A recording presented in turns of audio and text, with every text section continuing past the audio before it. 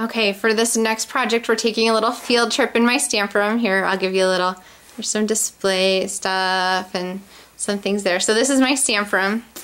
There's my workbench, and it kind of goes on around the corner. I have classroom tables over there and so forth.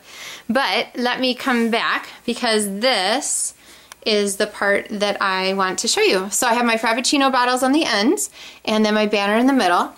And each one of these is color coordinated so that all the pieces are done in the same color: strawberry slush and crisp cantaloupe, or baked brown sugar, coastal cabana, and those are our 5 colors. So the whole banner kind of fits together with an artisan label punch, and then the alphabet dies for the big shot. So you can take your pieces here at the end and go ahead and stick them like in a Frappuccino bottle with some scribbled cardstock or something, and that makes a nice embellishment. So let me show you how we did this.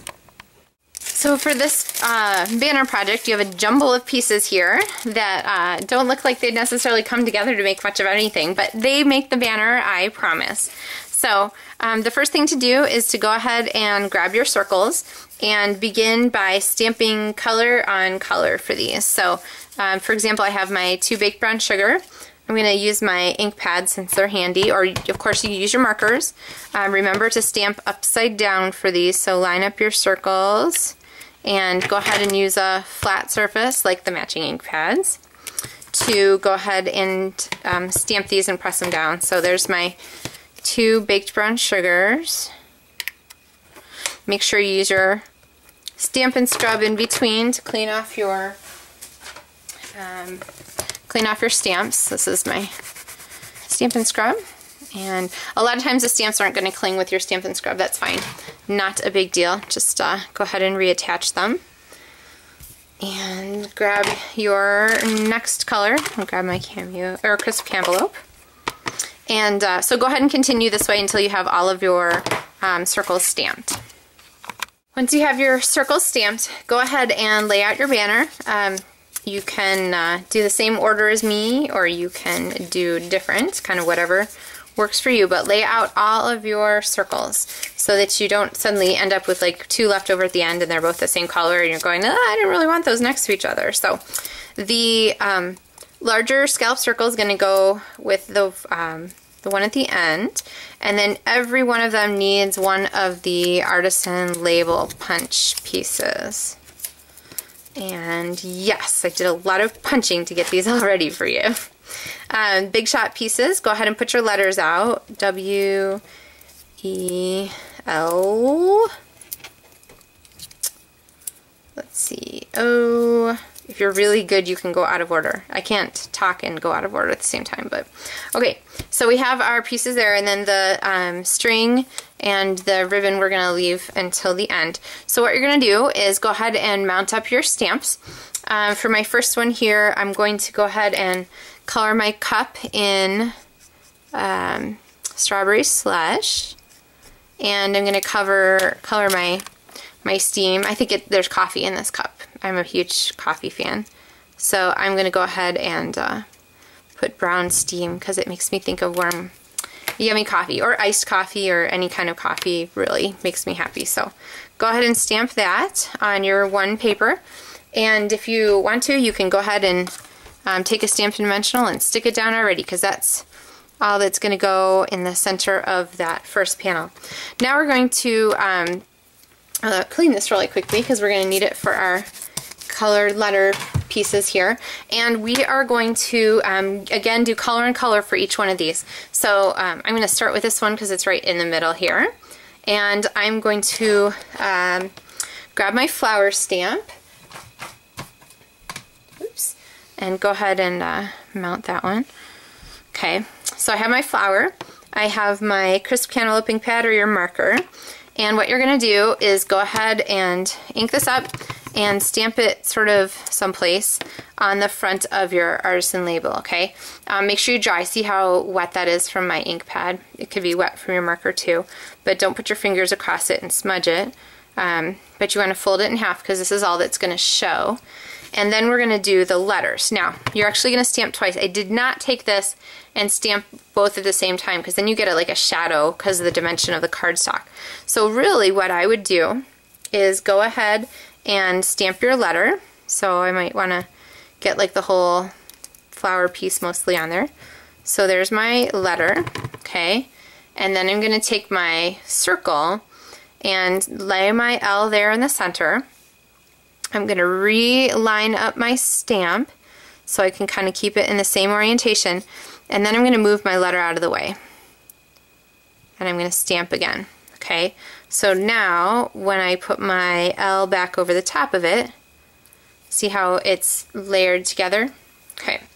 So then what you want to do is go ahead, and the edge pieces of your Stampin' Dimensionals are going to come in handy again, because I'm going to grab this piece here and stick this here on the back of my letter L, and then I'm going to layer it right over, kind of like doing a puzzle, our thing there. Alright, and then I'm going to attach our artisan label here, and you can either attach these now or you can wait until you're doing them all at once with a Stampin' Dimensional, and I've got it positioned so it's going to hang just like that. You can open it up again and then put your dimensional right up so that it's part on the white and part on your color. Okay, so I've got that one done, and then you can go on to the next color. So I'm going to go ahead and do the M because I'm going to do the same color. So I'll do the whole process for you again. So take your stamp here. I'm going to stamp the other side of my artisan label. I'm going to stamp my M first, and I'll go ahead and do the top corner here. Okay, so I have that stamped. I'm going to lay this on my circle. I'm going to line up my stamp there and stamp it again. And then I'm going to go ahead and take a piece of Stampin' Dimensional edging, layer this on the back, and you might even, for M, it's kind of a wide letter. Let me go ahead and do two of them, so I'll get one stuck over here. Okay, so take your backings off, line up your letter, and stick that all down. And there we have our second letter. Again, I'm going to fold my artisan label in half. I'm going to line this up so that it's going to fold right there. Oops, it moved. And then I'm going to use my dimensional to hold those two pieces together. Okay, so I have two letters done. Go ahead and do this with all of your letters. I used a different symbol for each one. So I put the coffee cup at the top of my coffee. I put the flower on my W. I used the heart on my E. You saw the L. I used the coffee again on my C. Like I said, I like that. I used the heart on my Coastal Cabana. You saw the M, and there's a heart again on my E. So go ahead and do all of your stamping for your letters. Okay, so I've got those all laid out and done with the Stampin' Dimensionals, and now I'm going to move my board underneath the camera. So I hope you don't get seasick here from my moving, but I want to keep them all in a line because the next step is how we're going to put these together. So take your baker's twine and go ahead and spread it out along the whole line. So I've got it spread all the way, and what I'm going to do is one at a time I'm going to take off the backing from my Stampin' Dimensional. I'm going to press my baker's twine into it right in the center, and I'm going to close the tab on it. Okay, want to see that closer up? So I have my baker's twine all laid out. I'm going to keep my spacing. Watch the space between your letter pieces. Peel off the dimensional, press the baker's twine into that, and then close the lid on it. So now I have my first two pieces attached here. See how they're attached? And then I'm going to scoot along and do my next one. So space your letter circles, add your space to the dimensional, and then you can scoot along, just adding all of your letters one at a time. You just want to watch the spacing on your baker's twine so you don't get like too many letters together. Oh, and make sure you spell it right. Welco with an M at the end. Welcoem is not really exactly the message you want to send. So, or welomk or something like that. So, go ahead and continue adding your letters until you have them all on your banner.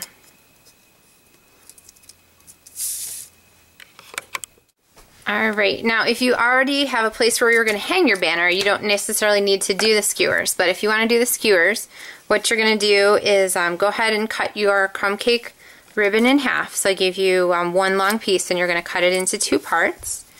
And cut my ends so that they're all cute. And go right to the end of your banner.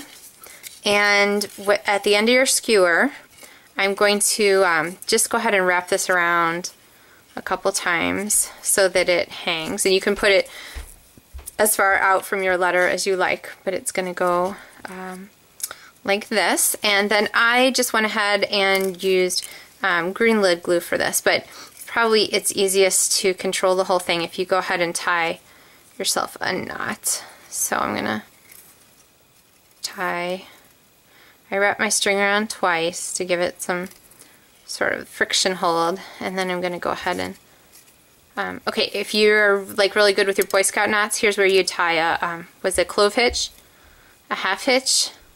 I'm failing my knots. My dad and my brother would be so disappointed in me. So anyway, so tie some kind of knot there at the end of your pole, and then you're going to tie your bow, and you can tie your bow on the ribbon itself if you're going to string this and just hang it without the skewer, or if you're going to go ahead and use the skewer, you might as well go ahead and tie it just around the skewer. It helps to kind of, it'll make it easier to keep your bow in place. So go ahead and tie that and get your neat bow end set there.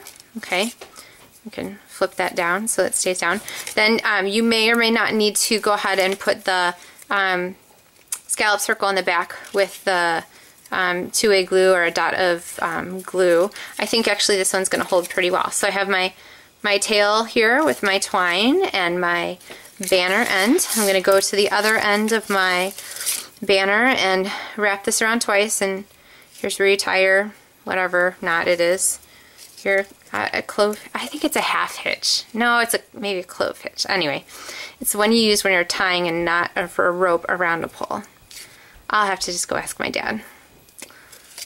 If you're really curious, drop me an email and I will tell you. Or if you know, like you're a Cub Scout den mom or something like that, you can tell me. I don't have to admit to my dad before Father's Day that I don't remember, but he taught me. Okay, and again, tie your bow at the end here, and get that to hang right. Tie my cute bow, and then we are all set. Alright, so we have our skewer, our welcome, and our skewer at the end, and we're all set. So I hope you have a good time with this project. It's a really cute one. To make this on your own, you would want to get the Typeset Alphabet Bigs die set, which is 3 dies with all the letters and numbers, 4 dies I guess, with all the letters and numbers. So it's a little bit pricey to invest in, but believe me, I use mine all the time. And for little cute things like this, you can't beat it. So anyway, I hope you enjoyed stamping with me by mail this month, and I look forward to hopefully stamping with you again next month. Take care.